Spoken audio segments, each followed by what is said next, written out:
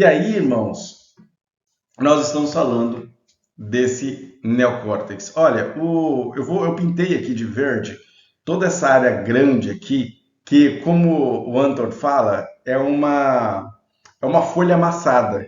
Ela é tão grande, ela é grande, dá mais ou menos o tamanho de um azulejo e meio. Então ela é grande, e aí ele amassou. Ele, Deus, né? Eu falo. Amassou e colocou numa caixinha, que é o nosso crânio. E aí, essa parte é nova. Por isso é chamada de neocórtex. Toda essa parte em verde seria chamada de neocórtex. E embaixo nós temos um cérebro mais antigo, né? Uma área mais primitiva, que aí é designada por cerebelo e ponte. Essa ponte é que dá acesso à medula espinhal. E ela tem uma grande, o cerebelo e a ponte tem uma grande função. O cérebro, apesar de ser tão pequeno, ele ter aí 1,5 kg, até no máximo 1,8 kg, nós temos o caso do Einstein de 1,5 kg, nós temos o Hunter falando sobre cerca de 1,4 kg. Esse cérebro de diversos tamanhos e pesos, ele consome cerca de 20% da nossa energia. Você imagina, você pesa aí seus 80 quilos, você pesa aí quantos por cento equivale? Se você tem, vamos lá, eu vou colocar aí, se você tem 80 quilos, 1,6 kg vai dar basicamente 16%, não, 1%, 1,6% do seu peso corporal. Não, se você tem 100 quilos, seria 1,6% do seu peso corporal. Então você imagina que um percentual tão pequeno, menos de 2% do seu peso, se você tem 100 quilos, por exemplo, consome 20%, o equivalente a 20 quilos do seu peso em energia. Então, nós temos ali um ser, né, que não desliga, uma área do nosso corpo que não desliga, que ele se regula, às vezes, para estar em um condicionamento de descanso, no sono. Por isso que o sono é muito importante, porque é nesse momento que o cérebro descansa, mas não desliga, que se ele desligar você morre, né? Ele mantém o corpo ativo, seu coração palpitando e controla todas as suas emoções, inclusive te dá sonhos. 40 minutos da sua noite por dia são sonhando, né? Aí você fala, sonhei a noite toda, que nada, você sonhou 40 minutos. Nesses 40 minutos você teve mais de 50 sonhos e só lembra de um ou dois quando lembra. Então, esse período, essa parte do nosso corpo tão poderosa, exige muita energia. Exige muita energia. E aí ele se alimenta daquilo que a gente se alimenta.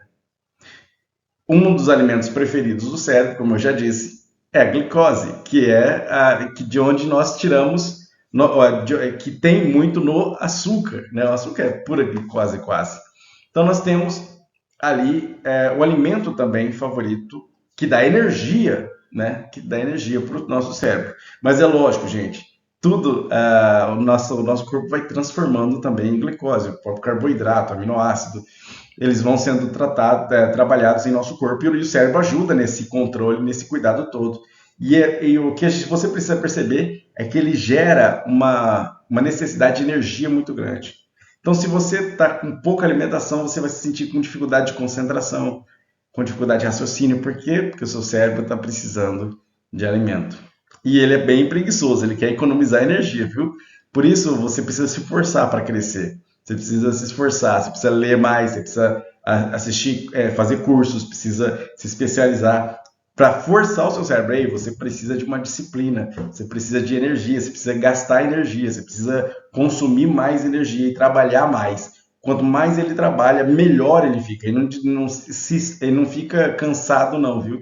Ele melhora quando ele tem um ritmo de trabalho que não, claro, não pode ser aí absurdo, porque senão você vai jogar muito cortisol, vai jogar muito hormônio do estresse em cima dele, e aí você vai ter mais dificuldades. Mas vamos aí para a área que mais nos interessa. Vamos fechar essa parte do quanto o cérebro é maravilhoso, falando sobre esses 100 bilhões de neurônios, que talvez seja até mais, porque se você considerar essas estradas, esse campo por onde esses neurônios navegam e andam, né? Nós nem temos tempo para falar sobre as estruturas do cérebro e a mielina, células de glia, e tudo que faz com que os neurônios se conectem e estabeleçam informações e transmitam informações.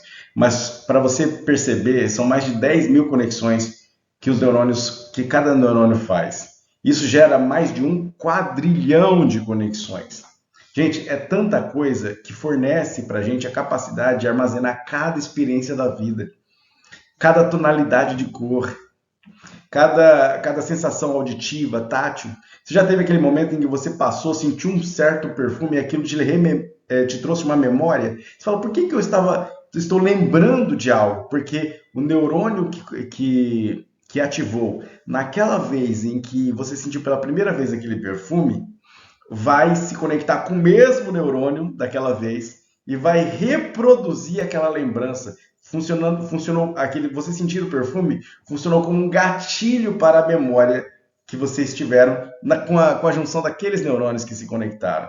Isso é muito rápido, é muito rápido. A informação percorre por campos elétricos no nosso corpo por 720 km por hora.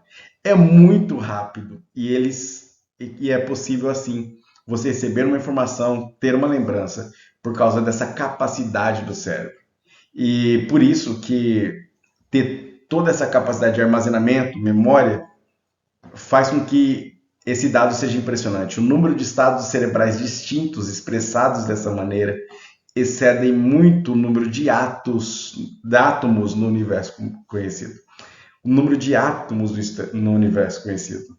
Se nós temos só de estrelas mais do que a quantidade de grãos de areia em todas as praias do nosso mundo, você imagina que ter sensações e estados cerebrais distintos é superior a tudo isso e muito mais, é um número que a gente não consegue cogitar com o nosso cérebro, quanto o nosso cérebro é capaz de fazer. É por isso que o salmista Davi, no Salmo 139, verso 14, ele diz, eu te louvarei, pois eu assombrosamente, maravilhosamente fui feito.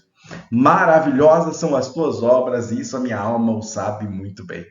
Por isso que o salmista diz isso, porque de modo tão maravilhoso o Senhor guiou o salmista a entender que o seu cérebro, que o seu mundo, que tudo que estava à volta era da criação de Deus de um modo maravilhoso. Ele olhou para si mesmo, autoconhecimento, e percebeu que sua própria estrutura, aquilo que ele sentia, aquilo que ele vivia, aquilo que ele lembrava, era produto das mãos de Deus. Por isso, a gente inicia esse curso voltado para cristãos com esse pensamento do salmista Davi. Nós precisamos lembrar que somos obras das mãos de Deus, que nós viemos de Deus e para Deus voltaremos e a Deus prestaremos conta. Por isso, toda essa maravilha que Deus nos deu através do nosso cérebro, por exemplo, deve voltar para Deus de uma certa forma através da nossa devoção, do nosso cuidado, do nosso desejo em servir ao Senhor.